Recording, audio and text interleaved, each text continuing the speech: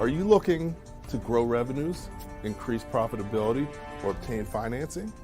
If so, you came to the right place. Running a business is all about leadership. How do you become a better leader?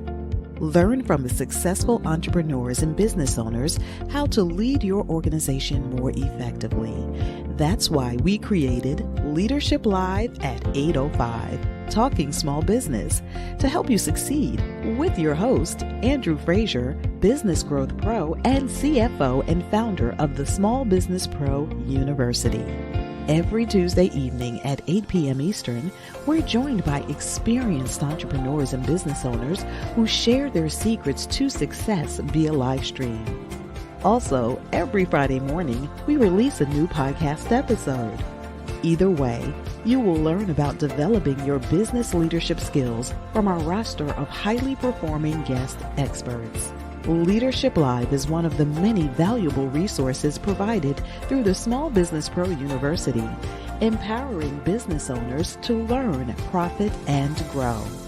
Find out more at sbprou.com.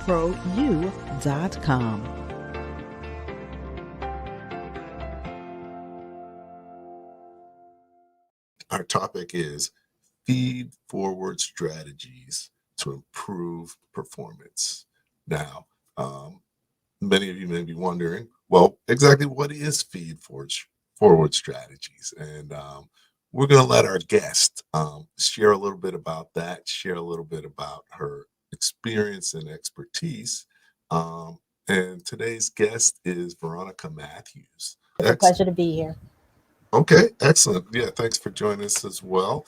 Where are you joining us from? I am in District Heights, Maryland, which is right outside of Washington, D.C. Okay, excellent. So, a little bit south, but it's all good. So, before we get started, we've had a chance to chat. I know a little bit about you, but the audience probably doesn't. So I would give you a little bit of time to introduce yourself, talk a little bit about your journey and how you got to where you are. Well, thank you so much. So again, I am Veronica Matthews. I am founder and chief leadership coach of VLM Coaching and Consulting. And I came to my own business through the human resources profession, where I started off in HRIS and moved into recruiting and finally into the generalist and leadership space. And I've been a human resources leader since 2000. And there were aspects of what I did that I really enjoyed. And then there were other aspects I didn't. I didn't like recruiting, but I loved people development and particularly leadership development. And one of the things I found was that many of the leaders that I encountered were not really exercising effective leadership strategies. And that led me into the coaching space. And so as a coach and as a leader, I use a combination of training and coaching in order to help leaders really realize their full leadership capacity. And then and to that degree, also help them with one of the our topic of today, which is feedback and feed forward, really help them hone their leadership skills so that they can reduce turnover, increase employee engagement, increase productivity and effectiveness, not only of themselves, but also for their team, and which has a positive result on the organization. And I would be remiss in defining feed forward if I didn't first define feedback. Now, feedback, and these are my definitions, not necessarily Webster's dictionary definitions or anything, but I define feedback as information. All it is information. It is information that helps a person understand how they have performed in the past, that then gives them insight into what challenges, what struggles, what things to do to improve their performance. And the feed forward was a concept that was created initially in the behavioral science environment, and it was coined by Peter Dalrymple. Then Marshall Goldsmith, a wonderful coach, picked it up and said, how about we use feed forward as information to help a person really improve themselves to go to the next level, be future forward? Because Marshall's a coach, coaches look towards the future and professional development. He said that it would be the idea behind using information to help a person go to the next level. And so in my opinion, there is no feedback versus feed forward. They go together. And my role as a coach and consultant is to really help the leaders that I encounter to be first comfortable with having feedback conversations, and then to help their team and help their employees be able to develop the strategies that are necessary to be able to go to the next level. And for our conversation today, because we have entrepreneurs, we have solopreneurs that are tuning in, from a business perspective, whether you are a business owner or whether you're a solopreneur, these strategies will be effective as well. And a solopreneur is going to develop those strategies through having people around them. And then the business owner will be able to use their employees to be able to accomplish the feed forward strategies. Excellent. So we're going to be talking about the future, which is always key. I always say planning to fail is failing to plan. And really, when you're talking about the future, you're talking about planning, but not just planning, preparing your team for the future, which is really great. So now, a lot of times we've heard about performance management. How is feed forward different than that, or is it the same thing? Very good. So there are topics like performance management, there's performance enablement. So performance management, many people say, is an old term that really just is your monitoring performance. Performance enablement is a more common term that's used today to be able to enable a person to be able to be their best self and to perform at a higher level. Feed forward is a part of a performance enablement strategy because, again, it goes hand in hand with feedback. And feed forward really helps helps the leader to be able to give the feedback to their team members in order to be able to enable the best performance of this is what went well, basically a debrief. This is what went well. This is what I believe would help you.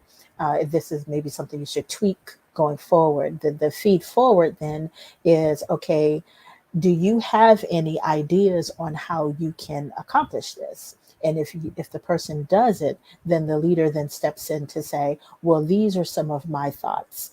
How about we co-create a strategy that will help get you to the next level? So feed forward is a part of an effective performance enablement strategy. Okay, excellent. So, definitely having feed forward seems key because, many times in organizations, I'm sure you've seen it and everybody's seen it. You're working at a company, but you don't really know where you stand. You don't know whether your boss is happy with what you're doing or not happy. And you don't really know going forward what you need to do to make them happier with what you're doing. I don't know if you find that, and how can that be addressed? Because a lot of times that is supervisor management responsibility that they may not really do because they're not prepared or knowledgeable enough to do. Mm-hmm. Yeah, great question. Since I come from a human resources background, one of my mantras has always been no surprises. And when a person doesn't know where they stand and they hear for the first time at their performance review that they didn't quite meet the mark, that is foul on the play as far as I'm concerned. And my role as a coach in helping organizations build successful leaders that then have an impact on the organization is to help people understand the importance of having regular conversations about performance. And that includes the combination of feedback and feed forward. And how we overcome that is many leaders oftentimes don't give feedback because they're not comfortable with it. It's not that they don't want to have the conversation. They don't want to have the conversation because they're not sure, how is the person going to react? What am I going to say? I don't want to lose them as I don't want to lose them as an employee. I don't want to say anything that would offend them. And so they rather not say anything at all versus ripping the band-aid off and having the conversation. And how we overcome that is through the coaching and really helping them understand that it's not about you. It is really about the person that you're intended to help. And what you do is you get specific information. You don't go from conjecture or from what you think happened. You go from facts. You go from actual examples. You lay out the positive and the developmental. You iron that out first, and then you come with the here's what was positive, here's what could be changed, and this is how it can be changed and improved. And then once you prepare yourself for the conversation and you actually do some practice, whether it's practicing in a mirror, practicing with a family member that doesn't know the person, and then really getting comfortable with saying the words, then you actually have the conversation with the person and you say what you have to say, but you also ask questions because you want them in on the conversation as well. And once you invite them into the conversation and let them know that this is for your good, that I'm sharing this with the hopes that you learn from this information, because I think there's two things that happen. Either you win or you learn. You don't lose. And when we help people understand that it's a win or learn opportunity, and this is an opportunity for you to learn, for you to grow, for you to develop, then that makes it a little easier to have the conversation. And then when you actually have the conversation, don't just have the conversation once. Get in a regular routine of building a culture of feedback with you and your team members. And that takes place a lot of times with the one-on-ones and the one-to-one conversations that the leaders can have with their employees. That is where the gold is. That's where the relationships are built. That is where the relationships are fostered. That is where they feel comfortable sharing with you and you with them what the real truth of the matter is. And so in order to overcome those surprises and those fouls on the play, there has to be at regular activity and regular practice of having those feedback conversations. Okay, no, great. I mean, definitely, talking about one-on-ones. Generally, people say that, you celebrate or, talk good about someone, your employees in a group. But definitely bad news needs to be delivered one-on-one. So very key, very key. So now you're talking about this feedback. How often should it be given? And does that mean written? Does that mean just talking? What, if I'm a manager or a business owner, what type of feedback program should I think about putting together? That's a good question. And I don't, sometimes people will argue with me that there is a time where there's too much performance information that's given. And I would say, do you breathe every day? Do you eat every day? Do you, hopefully shower every day? Yes. And so if the answer is yes to those questions, there's always an opportunity for a person to get better.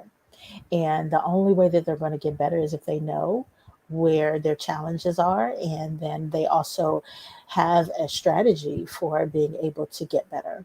And so when it comes time to the one-on-ones or the feedback conversations, I would say dependent upon the team size, right? So if a leader has a team of 30 direct reports, it's really not feasible for that person to meet with each all 30 people every week.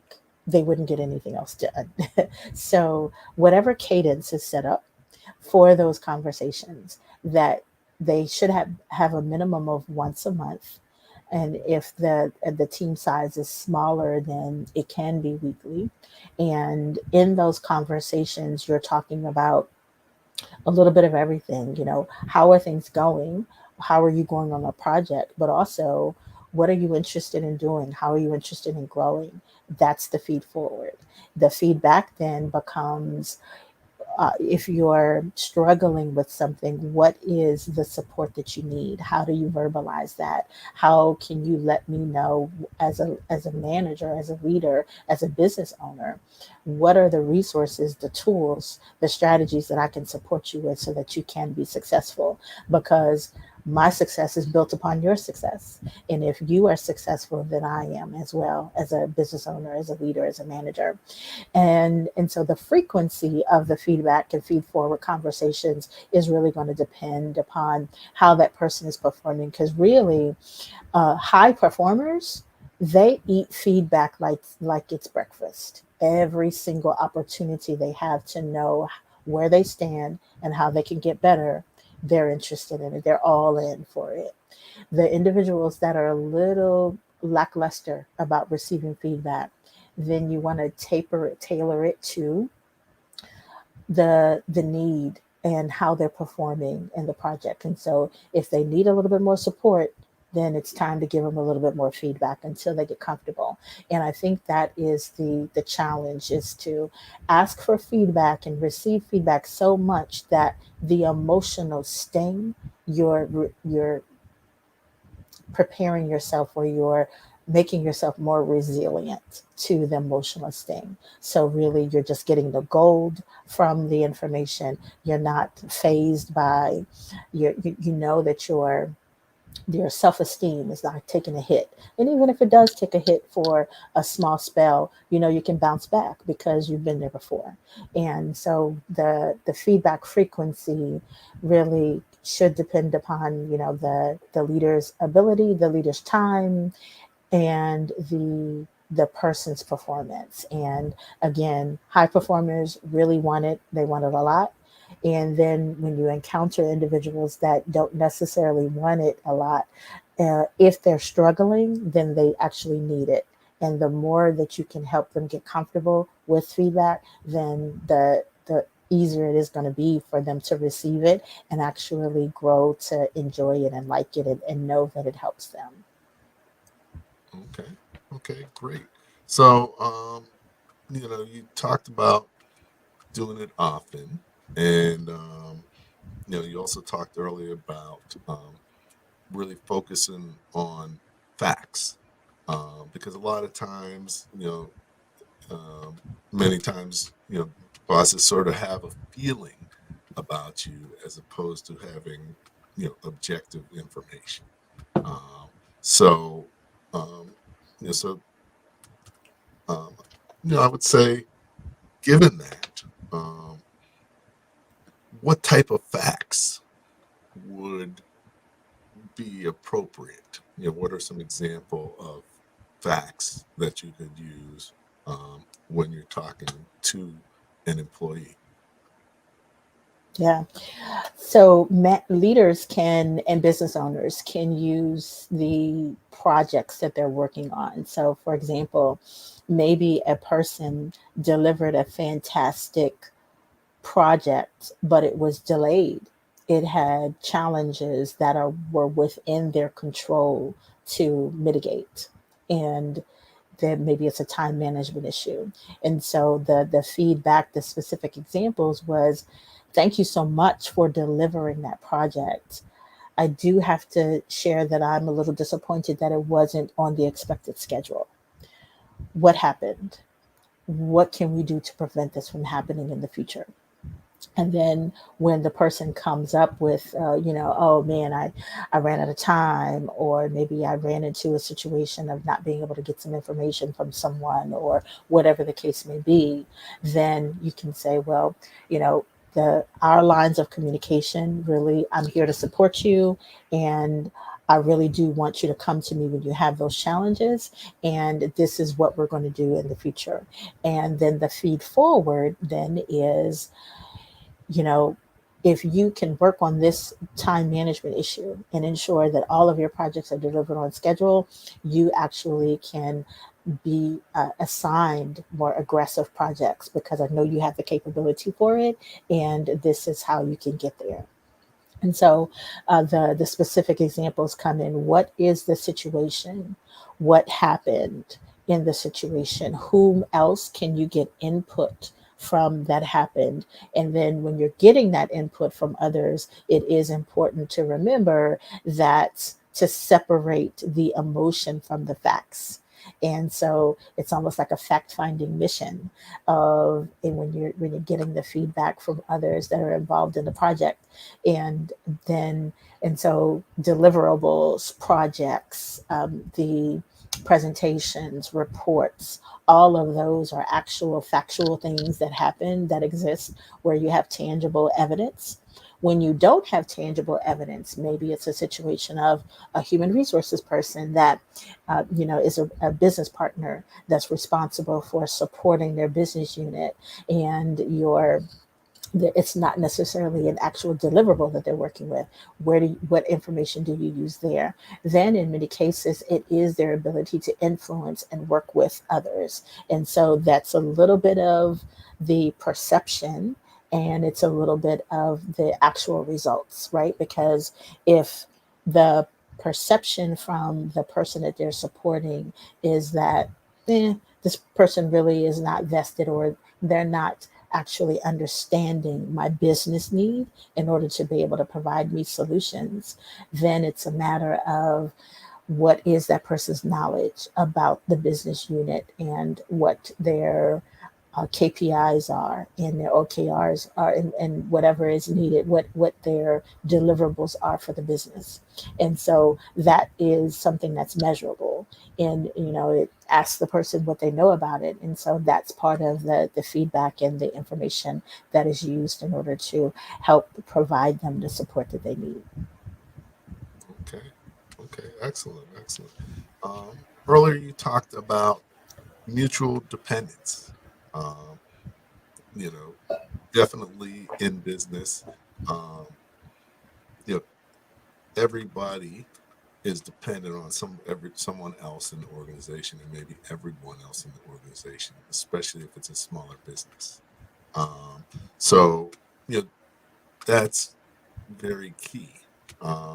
So a lot of times people are the key to the success of your organization, especially the smaller you are.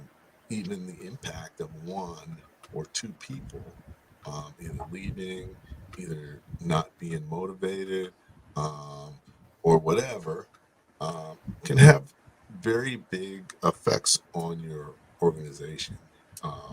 So one of the things I talk to people about is being, as a business owner, you got to be proactive, you got to be creative, and you got to be flexible, because many times you can't pay people what other companies may be able to pay them.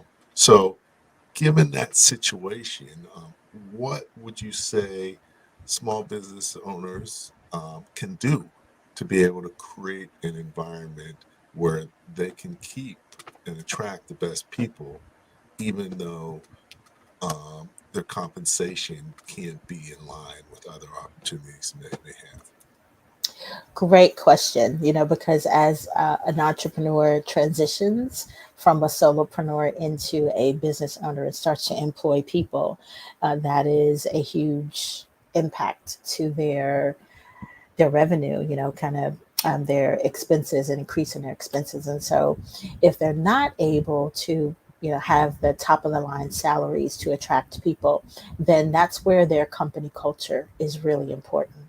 So, and a business owner will then has already identified, I know that they wouldn't be where they are if they had not identified their mission, their vision, and their values. And so when you hire people that are aligned with your mission, vision, and values, they're bought in, they're sold out. They're in particularly if their purpose is aligned with the work that you're doing, they're oftentimes willing to forego the luxury and the higher salary because the work they're doing is meaningful. When you can engage your employees on the work that they do, the impact that it has to your business, the value that they provide, then you are able to actually retain and attract very quality people, because again, they're aligned with they're bought in, they're sold out to what you're trying to do in the world and the difference that you want to make. And then once they're connected to that, they have a sense of belonging. Maybe they admire you as a business owner and they're maybe gleaning from you, and they want to do that in the future. And so if you can provide that opportunity of the culture is one where feedback is not a dirty word, where there is fun, where there is purpose, where there is mission, where there is the hard work, but also the opportunity to play, or the opportunity for a flexible environment. So all of those non-tangibles are very great benefits to be able to offer. So if you can offer that flexible work schedule, if you can offer them the opportunity for early out on a Friday, right? Finish work at noon. If you can offer them the opportunity to maybe use some of their time to volunteer, if you can offer them the opportunity to fulfill their purpose and their value with the work that they're doing, then you can attract and retain high quality people. Okay, excellent. So yeah, definitely those are key strategies, because as a small business owner, that's something you face all the time, and many times you're so busy that you don't really think about that. So being reminded and understanding from the start, the better you prepare and motivate your people, the more successful you're going to be and the more successful they're going to be. In my book, Running Your Small Business Like a Pro, one of the chapters is it me or are my employees crazy? And, basically, it is your responsibility to develop your team and bring in the right people. So if you're not happy with your people and your time, you're the only one that has the ability to make that change. So it's a little bit of hard love, but if you're seeing that there's issues with people, it's important to look at the person in the mirror first and try and figure out what's going on, and maybe get a coach or training, because it's very important to be able to get that right. So we're about halfway through, and we've covered a whole bunch of stuff. Yeah. And we've got a whole bunch more to cover. So Veronica, this has been great.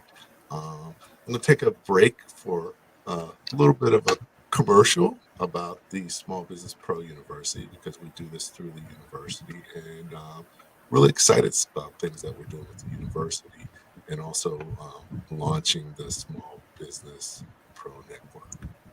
Do you own your business, or does it own you? Is your business growing, and are you making enough money? As a business owner, there are so many things you need to know to become more successful. Hello, my name is Andrew Frazier, the Business Growth Pro and CFO. I created the Small Business Pro University for you. Small Business Pro University has self-paced, dynamic, multimedia learning experiences created by more than 20 instructors who are business owners just like you. Small Business Pro University will empower you to become a masterpreneur by learning the secrets to creating a successful enterprise, to go from working in your business to working on your business. Take advantage of our strategic coaching program, or just simply choose the courses that you need. At www.sbprou.com, we will empower you to thrive and not just survive, and make more money in any business environment. Great. Welcome back. One other thing with the SB Pro University is we created the Small Business Pro Network, and we invite you to join. It's where entrepreneurs go to learn, collaborate, and grow. We're creating the ultimate ecosystem for entrepreneurs and business owners with revenues of $5 million and below. So what do you get, or what's it all about? Really, it's about learning, about collaborating, and about growing. Nobody is successful on their own, and being able to connect with the right people, build the right relationships, learn the right things, and have access to the right resources. So invite you to join the Small Business Pro University, and check out the Small Business Pro University website, as well as join the Small Business Pro Network. So there's no cost to come check it out, at least at this time while we're launching and pre-launching. So join now, because it'll be forever free. And after the initial period, everyone else joining is going to have to pay. Currently, we have over 200 members and growing. So join us. We're doing great things. All right. Thanks for taking just a quick commercial, but let me bring Veronica back. Hey, Veronica. Hey. We've talked about some key things. We've got entrepreneurs and business owners, but we also have people who may report to other people and work for people, whether it's a large or small organization. And what are ways that you can handle situations where you're not getting the feedback that you need? What sort of things can you do? Because it's a two-way street, and at the end of the day, you only get what you ask for. So talk a little bit about that. It can be a delicate situation given the relationship, but what are some strategies around it? Yeah, good question. And so before I dive in and answer that, I wanted to just speak a little bit to the solopreneur. And so we know we have the solopreneur that's working individually in their business. And while they may be working with some consultants to do some of their work, or to outsource some of their work, they don't necessarily have other employees around them to give them feedback. And so my support for solopreneurs is to build your kind of board of directors. And so these are the people around you that the only way they get into the club is if they are honest with you and are able to give you good feedback, and also feed forward strategies. So who are those people? One is a mentor. The mentor is going to be the person that you admire, that you liked how they operate their business, they're where you want to be, and you're learning and gleaning from them. And they can give you, from their perspective, how they've done it. Then when you go back to them and share with them how you've done it, they can give you the feedback and the feed forward that you need. You also want to have a coach. And so I'm not a business coach, but I am a leadership coach. I'm an executive coach. And so I can help with the leadership aspect of leading your life and leading your business. Then you also want to have peers. These are your business besties. These are the people that are in business with you. Maybe they do the same thing. Maybe they're referral partners, but they can actually help support you. That if you run something by them of how you handled something, they can give you feedback and potentially feed forward as well. You also want to have those friends in your corner, and that they're the people that are supporting you along the way. And then accountability partners are very important as well. Those accountability partners hold your feet to the fire and can give you the support that you need and some feedback and feed forward to continue to keep you focused, eyes on the prize. And then we all need a sponsor. That sponsor is that person that is going to mention your names in rooms that you are not in. So even though you might be working independently in your business, you should never be alone if you have those people in your corner. Now, shifting to the employee that is not getting the feedback that they need or that they desire, it is a matter of communicating. And so don't just pack up your toys and go to another company and just call it a day. Try it out first. Have the conversation with your leader that says, I one of the things I know about myself is that I'm ambitious. I want information. Feedback from me is what helps me get to the next level. And I am not necessarily sure that you're aware of that. And if you are, let me tell you that this is what I want. I want the opportunity to have one-on-one conversations with you where I share with you how I'm doing and you share with me how I'm doing. And because if we are able to have that level of relationship, then I can tell you even, some feedback and that can help you get to the next level. And so if I do want that, and so I want that feedback because I think it's definitely helpful for me. It helps me know where I stand. It helps me know where I need to grow. It helps me know what I'm doing well. Because feedback is not always the conversation of this is what you're not doing well. It's also the attaboy. It's the congratulations. It's job well done, in addition to developmental opportunities. And so I think every employee deserves, wants, needs the feedback and feed forward information from their leaders. So if they're not getting it, then the conversation around I want you to feel comfortable, leader, giving me developmental feedback, because I'm not glass. I'm not going to break. I'm not going to cuss you out. I'm not going to pack up and leave the organization. I want to grow. I want to be here for the long term. And the only way that I can grow is if I get that feedback. So after you have that conversation, if things don't change, remind them. We had the conversation about 2 weeks ago about my desire to get feedback. I haven't seen any change, and I just wanted to let you know what do you need from me to that, and so that you can go into coach mode there. What do you need from me to feel comfortable in giving me the feedback that I desire? And then if it still doesn't change, then the old adage is true.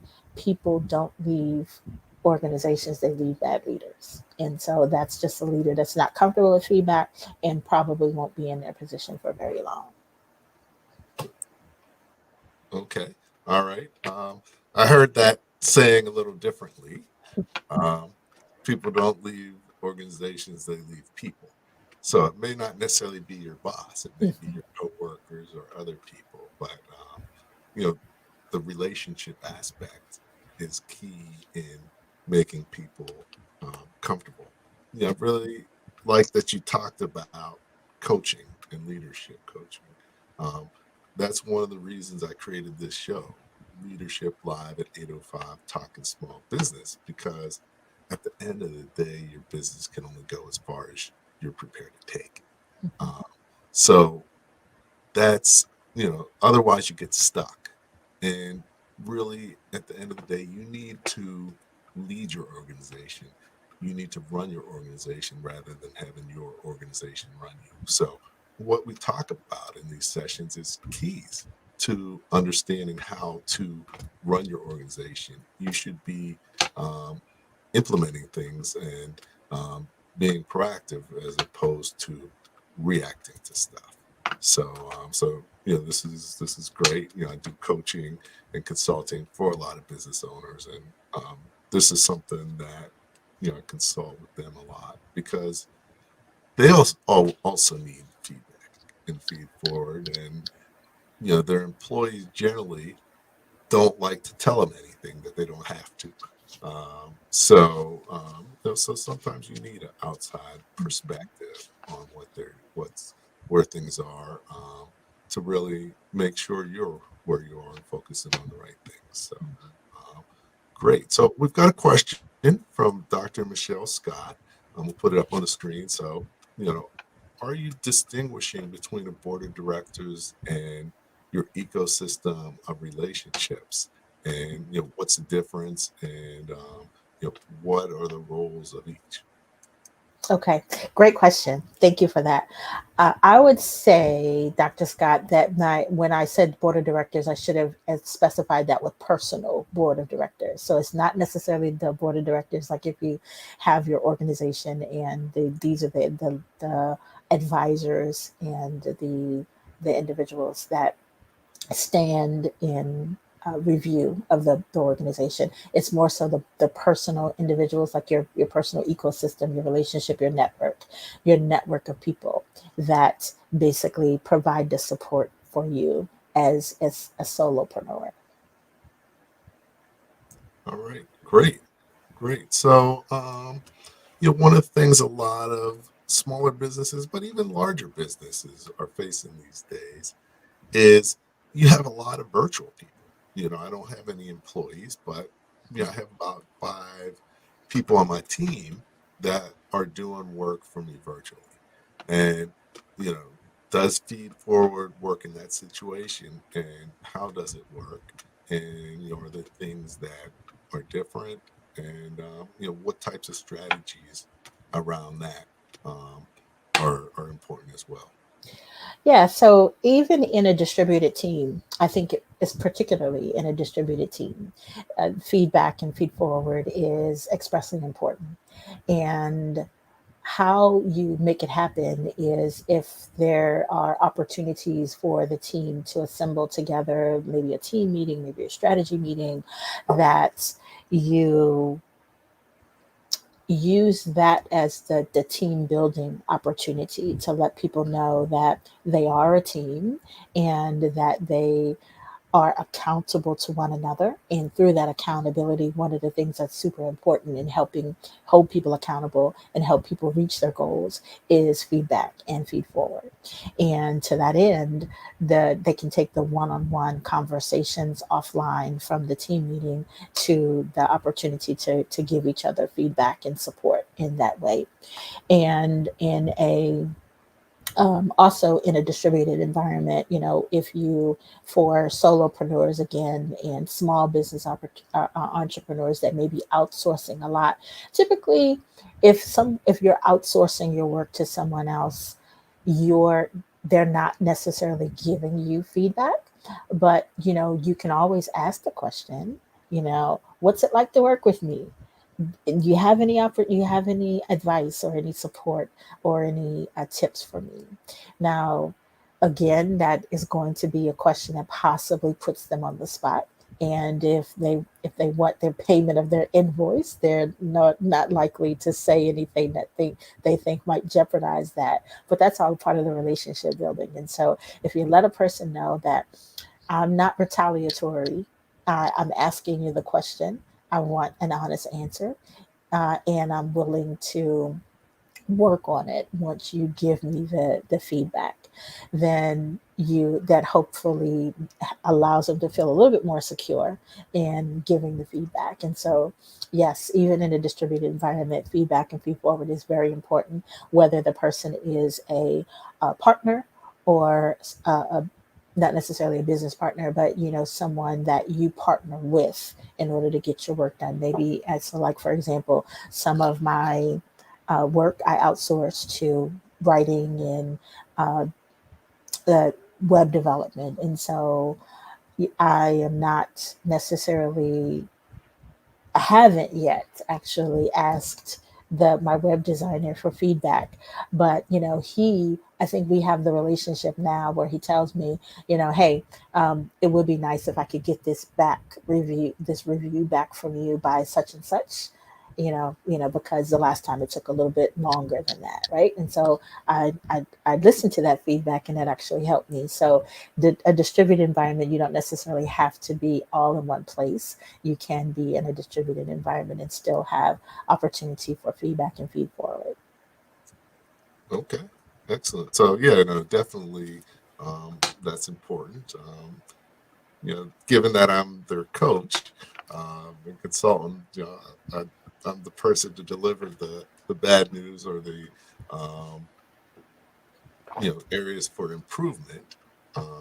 But as long as you effectively communicate and you're respectful of people, and like you said, giving facts and giving solutions and recommendations is key.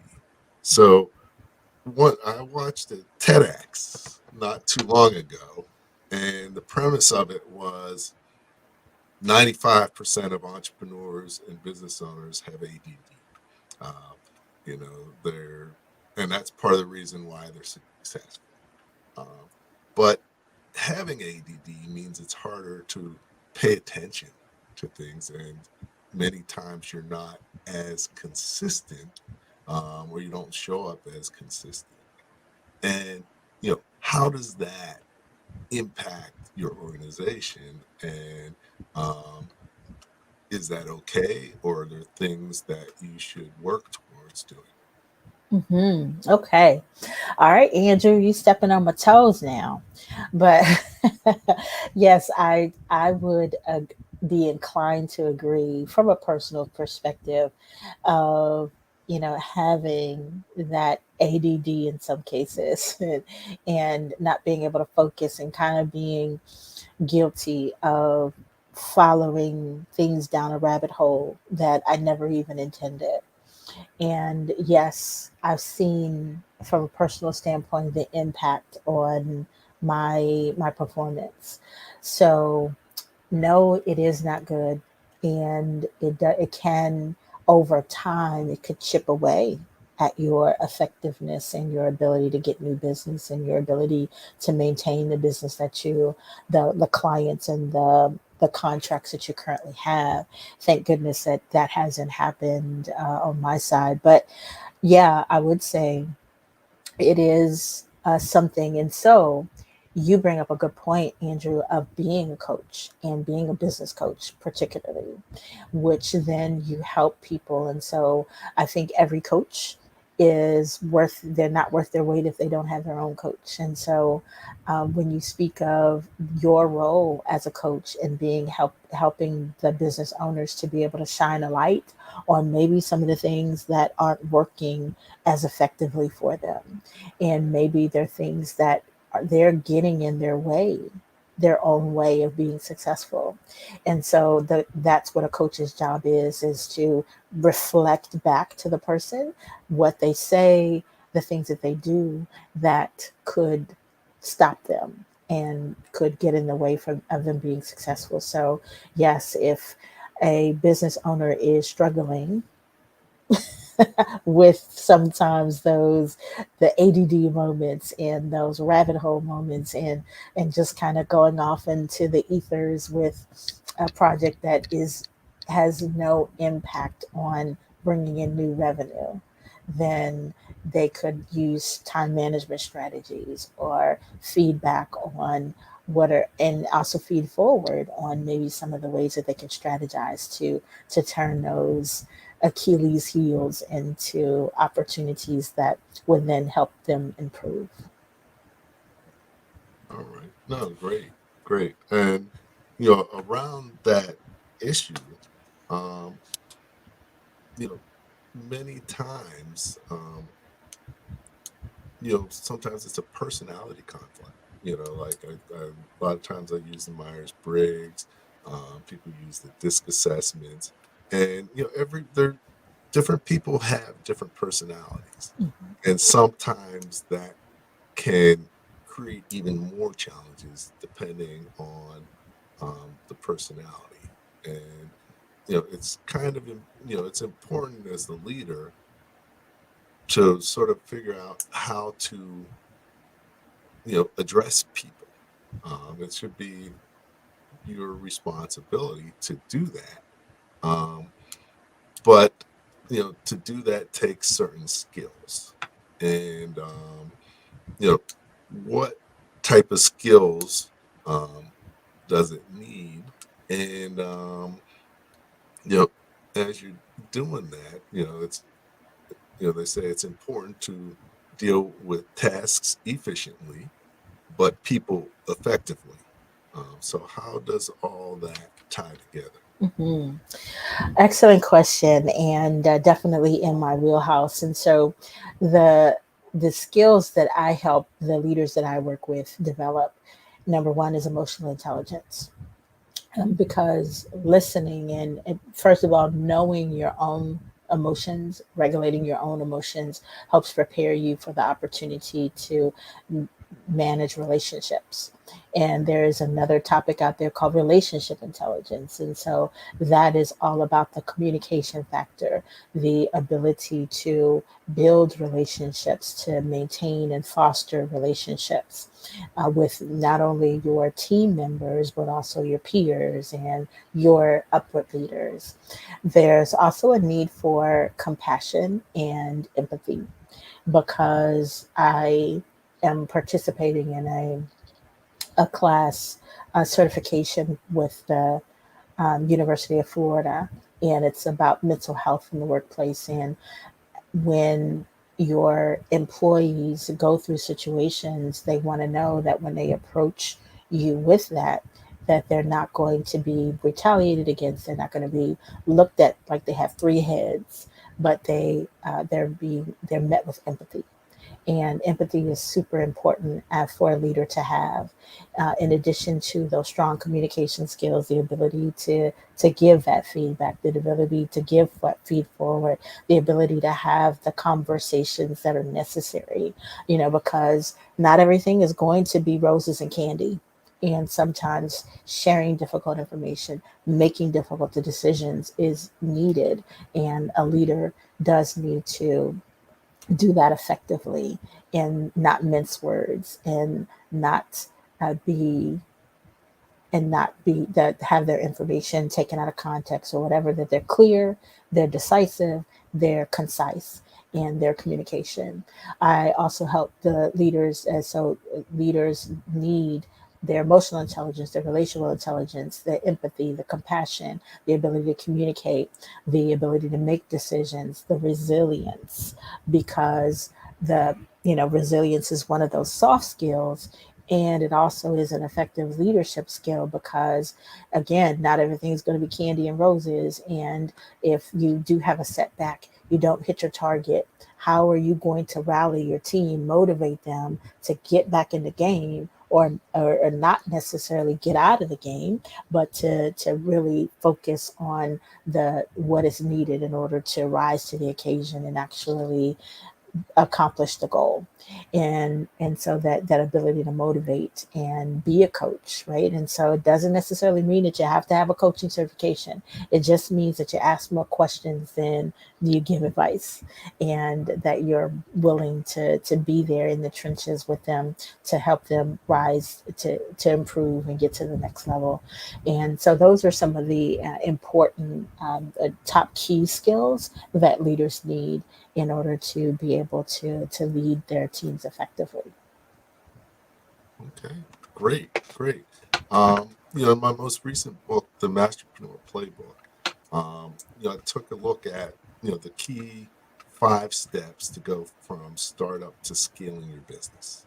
And each step there's things that there's a goals that you have to have, there's challenges you have to overcome. There's a structure that you need to develop.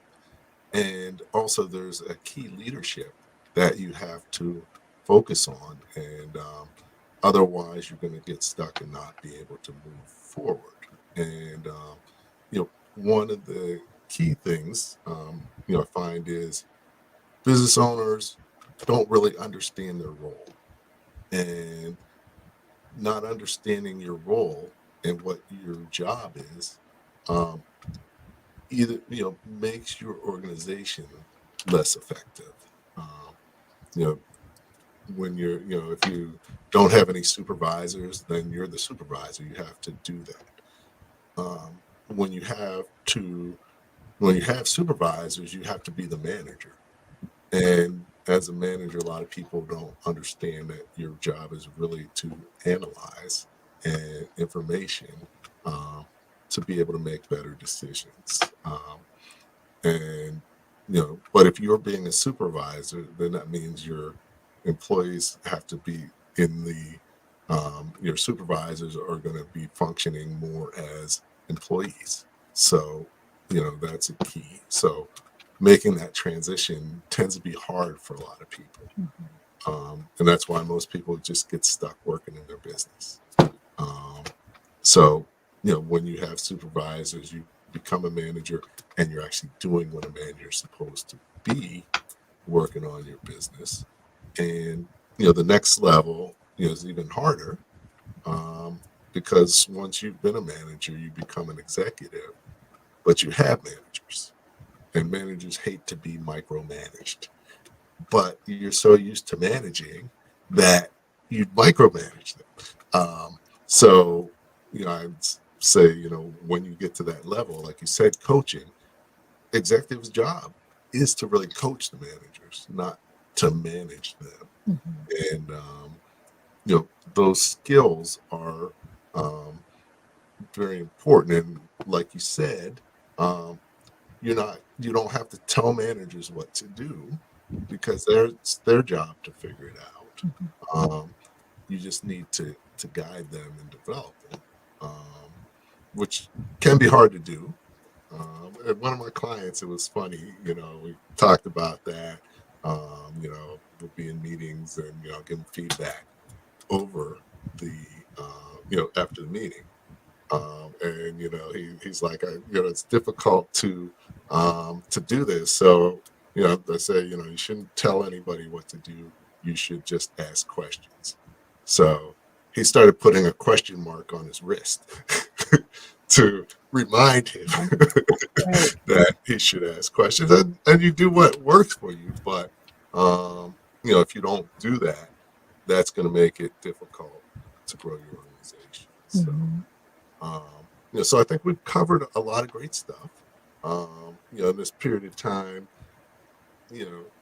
given that people can really only focus on three things. I want you to think about what the three key things that a business, that people should get out of here today. And also it should be things that they can start implementing tomorrow. Something that they can be proactive with, and help it to benefit their business. So think about that for a minute, and then I will show a quick video, actually, of my Masterpreneur Playbook, and then we'll be back. And Veronica's gonna share those key things, and then we'll get out of here. So this is my most recent. It's not even available yet. Oh, it's not? Okay. The Masterpreneur Playbook. Okay. And really, we talked about is there's 5 steps to growing your business. And, really laying out what those steps are, but not only what the steps are, how do you transition through them? And, each stage, you have certain things, there's a certain challenge that you have to overcome. Right. There's a certain goal you have to achieve. Right. There's a certain role you have as a business owner. Right. There's a certain structure that you need to have within your business to support that role and move into the next role. So each step I lay out what those things are. Wonderful. Because each one of those has a key skill that you have to have as the business owner. You have to evolve and continually learn, or you're going to get stuck. You can only go as far as you're prepared to take.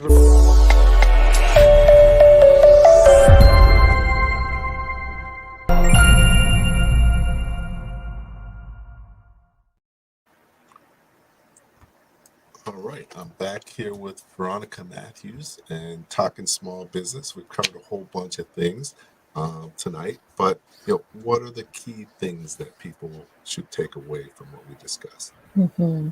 Yeah, we did talk about a lot, but if I had to encapsulate it in just 3 takeaways, the first would be that feedback is all it is information, and it's not something to be afraid of. It is something to give and to receive. And also it can go hand in hand with feed forward. So feedback and feed forward go together, and definitely something that can be implemented. And so when you ask for feedback, ask often, and then be able to be accountable, ask for accountability and support. And so the first is to not be afraid of feedback, and feed forward. And the second is to ask for the support that is needed around implementing an effective plan and accountability of growing with that information that you receive. And then lastly, we talked about the whole leadership aspect, is to lead with compassion, and lead with vulnerability and accountability, and not micromanage, because oftentimes if you're giving the feedback to others, you want it to be in a way that is developmental and helpful, and not that is nitpicky, and that diminishes a person's self-esteem. And so a leader with emotional intelligence, a leader with relational intelligence, is going to thrive on having and not run away from the difficult conversations that can sometimes come with feedback. So those would be my 3 takeaways. Excellent. So, definitely it's been a pleasure having you on. It's definitely doing good things and shared some valuable knowledge. We've had some great comments and some questions. Unfortunately, Dr. Michelle, I wasn't able to get to your second question, but put up Veronica's LinkedIn as well as her website. So I encourage you to reach out to her, connect with her, and feel free to ask her questions, learn more about what she does, and share a little bit about what you're doing. So thanks again for being here tonight, and hang out for a minute as I close out the session. Okay. Anything lastly you want to share? I want to thank everyone that watch live, and then that may watch after the fact, and do please get in touch if there's anything I said that you want to talk about further or need support around. Thank you for listening to Leadership Live at 8:05, Talking Small Business. Subscribe to our YouTube channel and to the podcast on your favorite podcast platform. Leadership Live is one of the many valuable resources provided through the Small Business Pro University, empowering business owners to learn, profit, and grow. Find out more at spprou.com.